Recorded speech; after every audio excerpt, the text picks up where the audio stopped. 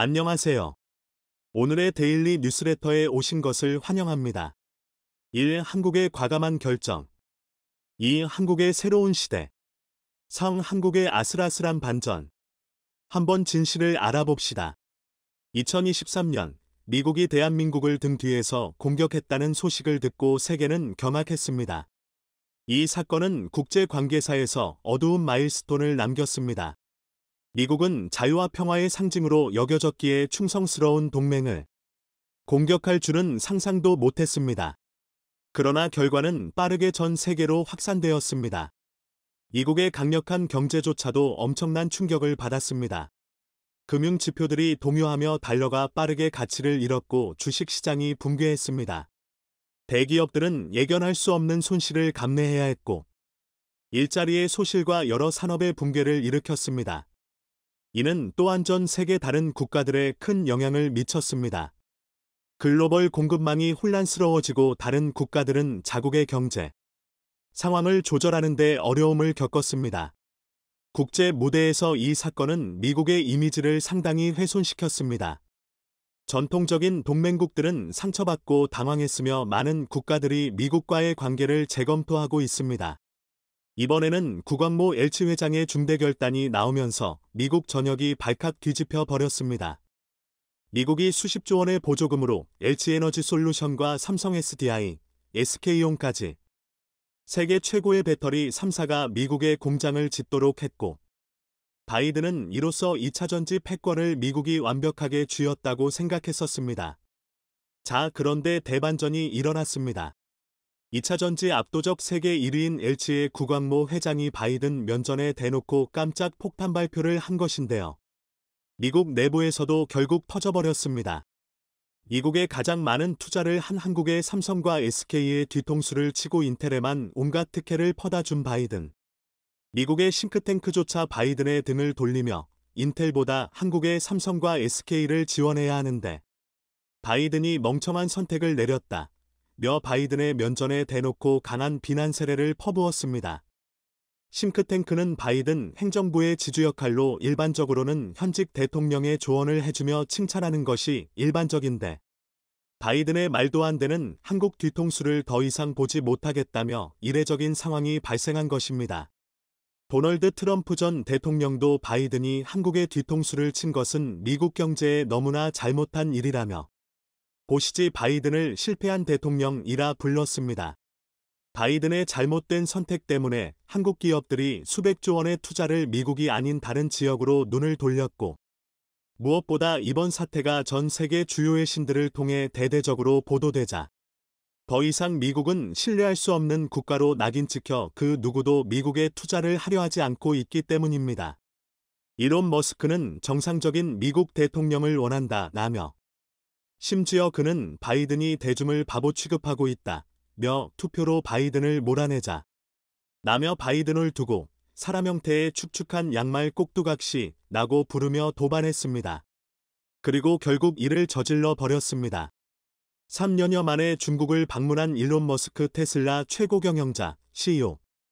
그는 테슬라는 중국과의 디커플링의 탈동조화에 반대한다 는 뜻을 밝히며 바이든의 대충격을 주었습니다.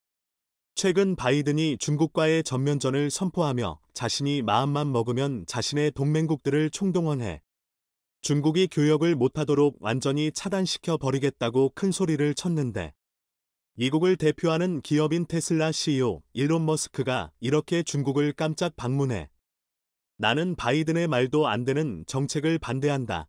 중국과 손잡는다. 나는 폭탄 발표를 해버렸습니다. 한순간에 바이든을 바보로 만들어버린 것인데요. 중국 외교부는 30일 머스크 CEO가 베이징에서 친강 중국 외교부장 겸 국무위원과 회동했다고 밝혔습니다. 중국 외교부는 이날 성명을 통해 머스크 CEO가 회동에서 테슬라는 중국 내에서 계속 확장할 용의가 있으며 디커플링에 반대한다고 말했다고 전했습니다. 성명에 따르면 친 부장은 머스크 CEO에게 중국은 높은 수준의 개방을 변함없이 추진하고 외국 기업들을 위한 좋은 사업 환경을 개발할 것이라고 말했습니다. 특히 우리는 상호 존중과 평화 공존, 상생협력이라는 올바른 방향으로 운전대를 잡고 있을 필요가 있다면서 미중 양측이 위험한 운전을 피해야 한다고 강조했습니다. 테슬라 상하이 공장은 지난해 전 세계에서 만들어진 테슬라 자동차의 절반 이상을 생산했으며 현재 연간 110만 대를 생산할 수 있는 것으로 알려졌습니다. 미국을 대표하는 기업인 테슬라까지 이렇게 중국과 공개적으로 손을 잡으며 바이든을 우습게 만들어버리자 미국은 너무나 급한 나머지 중국의 국방수장끼리 만나자는 제안을 했지만 중국이 직설적으로 거절하며 바이든의 뒤통수를 제대로 때린 것으로 전해졌습니다. 미 국방부는 성명에서 지난밤 중국은 로이드 오스틴 미 국방장관과 리상푸 중국 국무위원 겸 국방부장이 만나자는 우리의 5월 초 초대를 거절한다고 통보했다고 밝혔다고 월스트리트 저널 WSJ 29일 현지 시간 보도했습니다. WSJ에 따르면 미 국방부는 이달 초 중국 측의 6월 2 언더라인 사인 4일 싱가포르에서 열리는 아시아 안보회의 샹그릴라 대화를 계기로 국방장관 회담을 여는 방안을 제안했습니다. 오스틴 장관은 미 국방부장에게 직접 서한을 보내는 등 싱가포르 회담 성사를 위해 상당한 노력을 기울였다고 합니다. 미 국방부 관계자는 중국이 과거에는 막판까지 고위급 회담을 조율하던 것과 비교해 이번 거절은 이례적으로 직설적인 메시지라고 평가했습니다. 미국과 중국은 지난해 샹그릴라 대화 때 국방장관 회담을 진행했는데 이때도 만남 몇 시간 전에야 성사가 합의됐다고 합니다.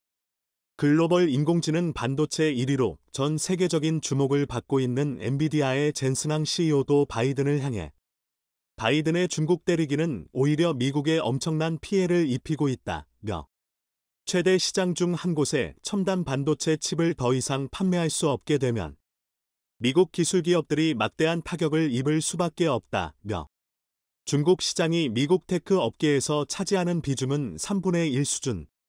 만약 테크 업계가 중국 시장을 잃으면 우리는 미국에 더 이상 반도체 공장을 지을 필요가 없을 것이라며 중국이 자체 칩 개발에 나서는 점도 우려되는 상황이다.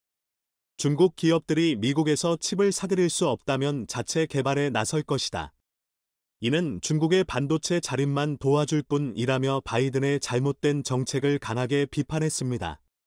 자, 그런데 이렇게 미국을 대표하는 전기차 회사 테슬라에 이어 미국을 대표하는 반도체 회사 엔비디아 CEO까지 바이든을 웃음거리로 만들어버린 상황 속에서 LG 구광모 회장이 바이든의 쐐기에 비수를 꽂아버렸습니다. 구광모 LG 회장은 미국 대신 중국이라는 파격적인 발표로 바이든의 대충격을 주었습니다. 앞으로 미국이 아닌 중국에 수백조 원을 투자할 수 있다는 것인데요. 일론 머스크가 대놓고 바이든을 비판하며 중국에 올인해버리는 상황 속에서 전기차 압도적 세계 1위인 테슬라의 배터리를 공급하는 LG엔솔은 테슬라를 따라 중국에 막대한 투자를 할 수밖에 없습니다. 미국은 한순간에 수백만 명의 일자리와 수백조 원의 투자를 날려버렸을 뿐만 아니라 전기차 공급망 패권을 한순간에 빼앗겨 버렸습니다. 구광모 LG 회장이 이렇게 과감한 결단을 내릴 수 있었던 것은 뒤통수치고 보조금조차 제대로 지급하지 않는 바이든과 달리 중국에서 최근 LG엔솔의 대박 행진이 심상치 않기 때문입니다. LG에너지솔루션의 배터리를 탑재한 지리자동차 산하 폴스타 2종이 중국 정부가 발표한 신차 목록에 들었습니다.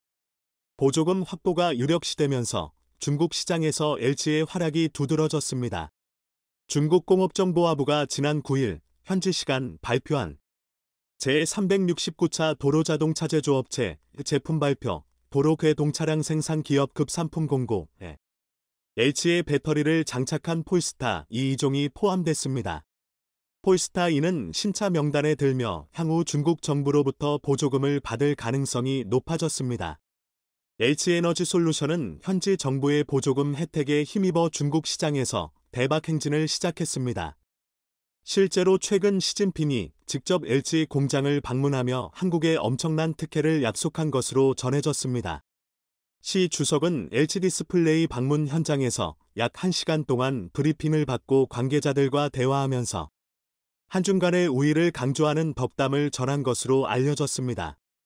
시진핑이 2012년 중국 최고 지도자가 된 이후 중국 내 한국계 기업을 방문한 것은 매우 이례적인 일인데요. LG 공장을 방문한 것은 LG에너지솔루션이 앞으로 수백조 원의 투자를 중국에 할 수 있음을 시사하고 있다고 전문가들은 말하고 있습니다. 미국보다 높은 보조금을 주는 것은 물론이고 한국산 자동차도 어디에서 생산됐는지와 관계없이 중국 전기차와 똑같은 보조금을 줄 수 있다는 것입니다. 한국만 특별히 말이죠. LG에너지솔루션은 중국을 제외한 나머지 글로벌 시장에서 압도적인 세계 1위로 승승장구하고 있는데요. 이번에 중국이 LG엔솔 배터리에도 막대한 보조금을 주기 시작하면서 중국 내 판매도 급격히 상승할 것으로 전망되고 있습니다. 자, 그런데 이렇게 한국의 배터리가 초대박 행진을 이어가는 가운데 한국 배터리 제조사의 장비를 납품하던 일본 기업들은 아싸 우리도 같이 대박난다 라며 들떠있는 상황입니다. 자, 그런데 일본에는 엄청난 충격적인 소식이 전해졌습니다. 아바코를 비롯한 한국 기업들이 그동안 일본이 LG엔솔에 공급하던 2차전지 핵심 장비들을 빛의 속도로 모두 국산화해버렸습니다. 일본이 한국에 반도체 수출 규제를 하며 일본산 반도체 소재 수출을 중단했을 당시에도 한국이 기적을 만들어내며 그 짧은 시간에 모두 국산화해버렸는데요. 이번에도 일본이 한국의 신성장 동력인 2차전지가 승승장구하는 동안 앉아서 편하게 돈을 가로채지 못하도록 모든 부품들을 국산화시켜버린 것입니다. 특히 에코프로 그룹은 양극재와 음극재를 만드는 데 필요한 모든 공정을 수직 계열화하여 세계 최대의 생산 공장을 한국에 설립하는데 성공시키면서 최근까지 한국에 납품하던 수많은 일본 관련 회사들이 파산을 피할 수 없어 발칵 뒤집혀버린 것으로 알려졌습니다. 미국 정부가 자국 산업을 보호하고 중국 등을 견제하기 위한 명목으로 추진하고 있는 인플레이션 감축법 IRA가 곳곳에서 허점을 드러내며 유명무실해지고 있습니다. 시작은 테슬라였습니다. 보조금 지급을 위한 세부 규칙이 알려지자 테슬라는 중국 배터리 업체 CATL과 손잡고 교묘하게 우회의 보조금을 챙겨버렸습니다. 테슬라의 모델 3 스탠다드 레인지 RWD는 배터리는 북미에서 생산 및 조립된 부품을 50% 이상 써야 한다는 조건은 충족하지 못했지만 미국 또는 미국과 FTA를 체결한 국가에서 추출하고 가공한 배터리 광물을 40% 이상 써야 한다는 요건을 채워 최대 $7,500의 절반인 $3,750 지급 대상에 이름이 올랐습니다. 한마디로 중국 기업인 CATL의 리튬인 산철, 즉 LFP 배터리를 넣은 테슬라의 모델 3가 이국의 보조금을 받게 됐다는 얘기입니다. 배터리에 쓰이는 주요 광물을 테슬라가 조달한 뒤 이것을 CATL 측에 공급해 중국산 광물 사용을 피해버린 겁니다. 이렇게 되면 바이든 대통령이 중국을 잡겠다고 내놓은 IRA 법이 무슨 의미가 있을까요? 법의 허점을 교묘하게 파고들어 보조금의 절반을 챙긴 테슬라는 바이든 행정부가 추진하는 IRA가 얼마나 허술한가를 보여주는 좋은 사례였습니다. 재미를 본 중국 CATL은 포드와도 손을 잡고 미국에 공장을 세우려 하고 있습니다. 이처럼 IRA의 추진 의도 자체가 무색해지자 미국 의회까지 나서 문제를 보완하려 했지만 뾰족한 대안을 내놓지 못하고 있는데요. 중국은 이미 10여 년 전부터 광산을 확보했기 때문에 전기차 회사들이 중국산 광물을 쓰지 않을 수 없는 상황입니다. 따라서 이런 중국의 우회 전략을 알고서도 봉쇄하지 못하고 있습니다. 지난 18일 미국이 추진 중인 IRA의 민낯이 드러났는데 황당하게도 보조금을 받을 수 있는 차들은 모두 미국 차들 뿐이었습니다. IRA의 보조금을 받을 수 있는 세부 모델은 캐딜락과 쉐보레, 크라이슬러, 포드, 지프, 린컨, 테슬라 등 16개 차종이었습니다. 지난해까지는 39개 모델이 보조금을 받았지만 한국을 비롯해 일본, 독일 등 7개 브랜드는 빠졌습니다. 결국 미국이 만든 IRA는 동맹국들에게 피해를 주고 중국은 교묘하게 빠져나갔습니다. 그동안 현대차와 기아 전기차 모델 중 유일하게 보조금을 받던 모델은 미국 엘라베마 공장에서 조립되는 현대차 GV70이었는데 이번에는 지급 대상에서 빠졌습니다. GV70에 들어가는 SK온의 배터리 셀이 중국에서 제조된다는 게 이유입니다.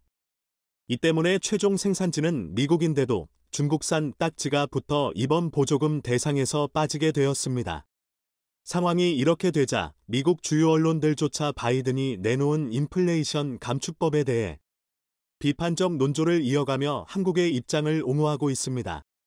특히 라타임스는 이렇게 보도했습니다. 현대차그룹은 테슬라에 필적하는 전기차 경쟁력을 갖췄으나 바이든 행정부의 IRA로 불회의 일격을 당했다. 미 행정부가 현대차의 기습 공격을 감행한 것이다. 라타임스는 작년 1에서 3분기 아이오닉 5와 기아 EV6 판매량이 전기차 시장에서 1위권 경쟁자였던 포드의 머스탱 마하 1을 추월했다면서 가격 경쟁력을 갖춘 현대차가 전기차 대중화 시대를 하에 전진했다고 호평했습니다. 현대차그룹의 전기차들을 테슬라의 주요 경쟁자로 같은 반열에 놓고 비교한 겁니다. 그러면서 라타임스는 IRA가 미국에서 EV를 만들고 판매하는 포드, GM, 테슬라와 같은 경쟁사들의 세금 혜택을 주지만 이 법은 미국에 투자하고 미국 시민을 고용하는 회사들에게 불이익과 모욕을 준다고 비판했습니다. 실제로 미국 정치권에서 초차 바이든의 인플레이션 감축법은 실패했다는 반응이 잇따르고 있습니다. 미 하원은 IRA 전기차 보조금의 허점을 이용해 중국으로 돈이 흘러들고 있다며 포드와 CATL의 배터리 공장을 국가 안보를 위협하는 트로이의 목마라고 비판하고 있습니다.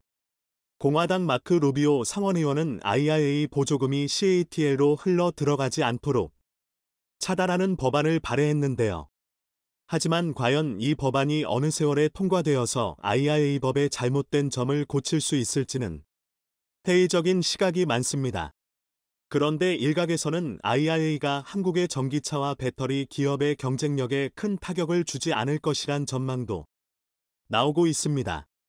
결과적으로 한국의 경쟁 모델도 보조금 지급을 못 받게 되었기 때문입니다.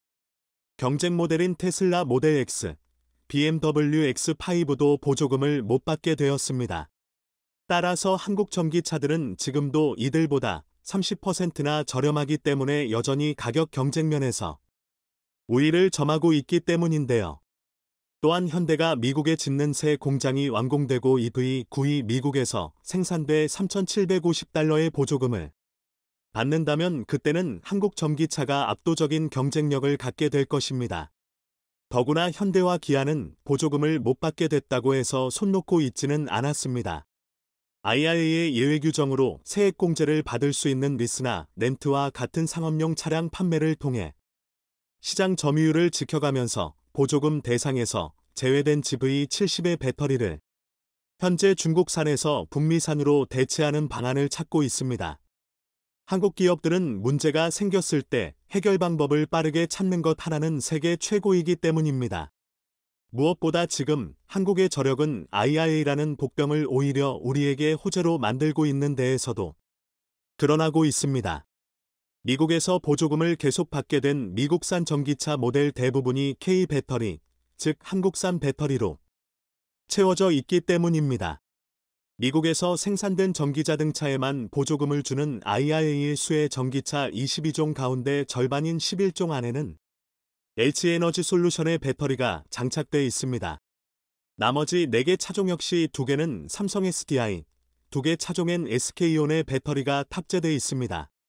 테슬라를 제외하면 보조금 대상인 GM, 포드, 스텔란티스 등 미국 브랜드의 전기차 17종에 모두 한국산 배터리가 들어가 있는 것입니다. 한마디로 현재 미국 브랜드의 전기차는 한국 배터리가 없으면 굴러갈 수가 없습니다. 따라서 IRA의 최대 수혜는 오히려 한국 배터리 회사들이라는 이야기까지 나오고 있는 것인데요. 특히 미국으로부터 보조금 지급을 받는 전기차종의 절반의 배터리를 공급하는 LG에너지솔루션의 경쟁력은 두말하면 잔소리가 되고 있습니다. 심지어 LG에너지솔루션 미국 공장에서 생산된 배터리를 쓰는 8종의 전기차들은 보조금 7,500달러 전액을 받게 됩니다. IRA가 요구하는 전기차 배터리의 광물, 부품 요건을 모두 충족하기 때문입니다. 한마디로 압도적인 경쟁력이라고 할 수 있습니다. 삼성 SDI 헝가리 공장에서 생산된 배터리가 장착되는 지프의 그랜드 체로키와 랭글러, 포드 이스케이프, 링컨 코세어 등 4종은 보조금 $3,750가 책정됐습니다. 국내 배터리 업체들이 미국을 비롯해 북미 등의 전기차 배터리 공장을 빠르게 구축한 덕분에 이처럼 IRA의 수혜를 보게 된 것인데요. 한국산 전기차들은 많은 어려움이 예상되긴 하지만 그래도 다각도로 난관을 헤쳐나가고 있는가 하면 앞으로 미국으로부터 보조금을 받기 위한 글로벌 완성차 업체들의 러브콜이 이어질 예정입니다. 최소 3년치 먹거리를 확보해 둔 한국 배터리사들은 미국 인플레이션법이라는 복병을 만나서도 조용히 미소 짓고 있습니다. 중국 업체들이 보조금을 위해 미국에 공장을 짓더라도 최소 6, 7년은 걸릴 것이기 때문에 당장은 한국 배터리 업체들의 동무대가 될 예정이기 때문입니다. 아울러 한국 배터리 기업들은 최근 열린 상하이 모터쇼에서 혁신적인 신기술을 공개하며 중국 전기차 산업의 몰락이 얼마 남지 않았음을 증명했습니다. 보시는 것은 삼성 SDI가 중국 상하이에서 열리고 있는 중국 모터쇼에서 선보인 6세대 가경 배터리입니다. 삼성 SDI는 전기차 주행거리와 충전 속도를 향상시킬 수 있는 고에너지 밀도와 금속 충전 기술을 적용한 6세대 가경 배터리를 소개해 바이어들의 눈길을 사로잡았는데요. 6세대 가경 배터리는 양극재의 니켈 비중을 91%로 높이고 음극재의 실리콘 소재를 적용해 기존 5세대 가경 배터리 대비 에너지 밀도를 10% 이상 향상시킨 제품입니다. 이 배터리는 특히 제조 공법 개선으로 10분 만에 80% 이상 충전이 가능한 급속 충전 기술을 탑재해 오는 2024년이면 양산될 예정입니다.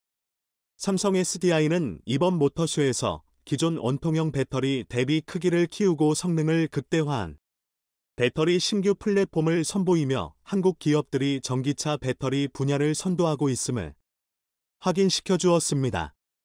미국이 이상한 법을 만들고 중국이 싸구려 배터리로 열심히 쫓아와도 전기차 시장의 절대 강자는 한국이라는 사실은 앞으로도 달라지지 않을 것입니다.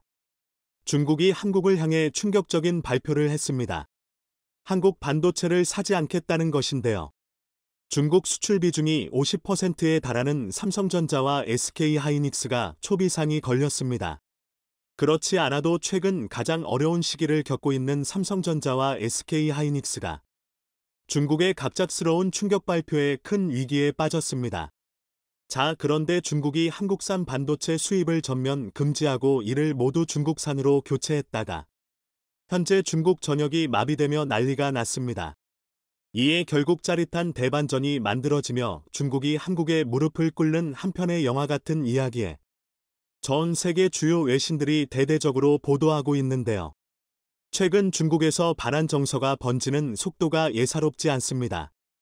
SNS에서는 한 유명 배우가 한국 학생들에게 괴롭힘을 당했다는 10여 년 전 인터뷰 내용까지 소환되고 있습니다.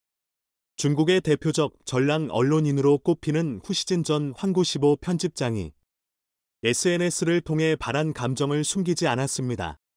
최근 한국을 향해 입에 담지 말아야 할 온갖 욕설을 그대로 보도한 중국 관영 매체 환구시보를 지지하며 한국을 깎아내렸습니다. 2,400만 명이 넘는 SNS 팔로워를 거느린 그의 한마디는 중국인들의 여론 형성에 적지 않은 영향을 미칩니다. 뿐만 아니라 중국 SNS에서는 우리에게 유역비라는 이름으로 더 잘 알려진 중국 배우 류이페이의 2009년 인터뷰가 다시 화제가 되고 있습니다. 중국 유명 배우 류이페이는 사실 한때는 몇몇 한국 여자아이들이 저를 난처하게 한 적이 있습니다. 저는 너무 답답했습니다. 라며 뜬금없이 등장한 이 동영상은 지난 7일 온라인에 올라온 뒤 조회수 5억 4천만 회를 기록했는데 한국을 비난하는 댓글이 쏟아지고 있습니다. 중국 정부가 대놓고 협한 분위기를 조성하면서 중국 현지 혐한 기류는 심상치가 않습니다. 중국에서 인기를 끌던 한국 화장품 매장에서 불매운동 소동이 빚어지는가 하면 한국인들을 상대로 한 무차별 폭행 괴담까지 돌고 있습니다. 중국 시닝 지역에 있는 백화점에 입점한 한국 화장품 매장에서 젊은 중국 남성이 삿대질까지 해대며 불같이 화를 냅니다. 온 국민이 한국산 제품 불매 운동을 하고 있는데 여기서 한국 사람 데리고 뭐 하는 거야, 라며 한국인 관광객을 데리고 있는 여행사 직원의 온갖 욕설을 퍼붓고 있는 한 중국인 남성. 그런데 주변에서는 말리기는커녕 오히려 이 남성을 도와 한국인을 위협하고 있습니다. 주위에 있는 중국인들은 한국인 사라져.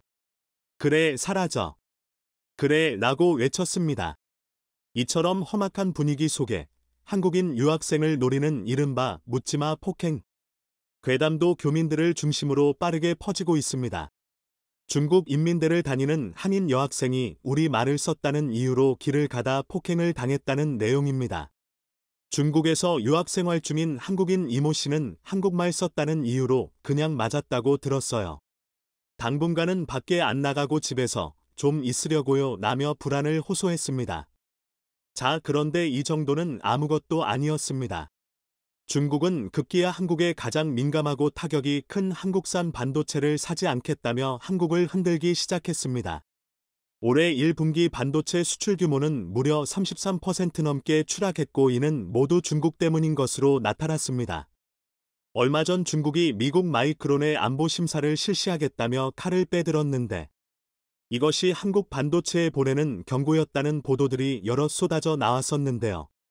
중국 정부가 대놓고 개입하여 한국 반도체에 큰 타격을 주고 있다는 전문가들의 주장이 나왔습니다. 중국의 수출 비중이 50%에 육박하는 삼성전자와 SK하이닉스가 가장 큰 타격을 받았는데요. 삼성전자의 올해 1분기 영업이익이 중국 때문에 6천억 원으로 고꾸라지면서 어닝쇼크 실적 충격을 기록했습니다. 삼성전자의 분기 영업이익이 1조 원 밑으로 떨어진 건 2009년 1분기 이후 14년 만에 처음입니다. 중국이 갑자기 반도체를 사지 않는 바람에 1분기 반도체 부문에서만 4조 6천억 원에 가까운 적자를 냈습니다. 삼성전자가 반도체 부문에서 분기 적자를 기록한 것도 글로벌 금융위기를 겪은 2009년 1분기 이후 14년 만입니다. 반도체 부문 매출은 13조 7,300억 원으로 나타났는데 지난해 같은 기간과 비교하면 매출은 반토막이 났고 영업이익은 무려 13조 원이 줄었습니다. 삼성전자는 그나마 스마트폰 사업에서 폴더를 보내 인기에 힘입어 막대한 영업이익을 기록하며 반도체 적자를 메꾸고 6천억 원의 영업이익이라도 냈지만 반도체 매출이 100%인 SK하이닉스는 상황이 훨씬 더 심각했습니다. 중국이 한국산 반도체를 갑자기 사지 않는 바람에 SK하이닉스가 올해 1분기 3조 4천억 원이 넘는 적자를 기록했습니다. 지난해 4분기 영업손실 1조 9억 원을 더하면 적자 규모가 5조 원을 넘어섰습니다. 하이닉스가 SK그룹에 편입된 2012년 이후 사상 최대 적자인데요.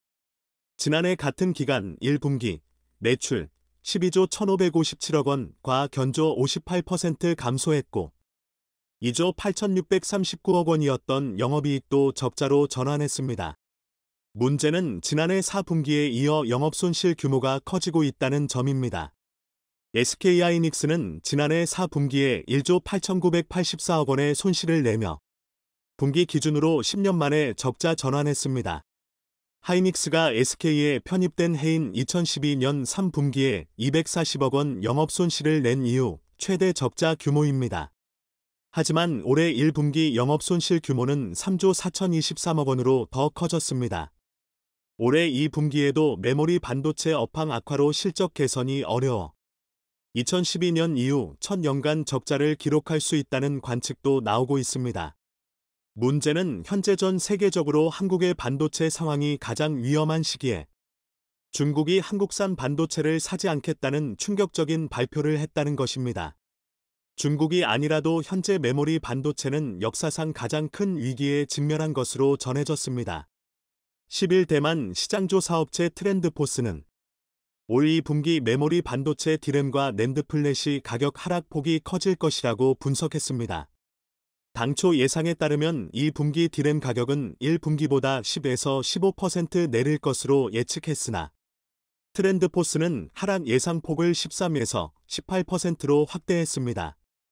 낸드 플래시의 가격 하락 예상폭도 5에서 10%에서 8에서 13%로 늘렸습니다.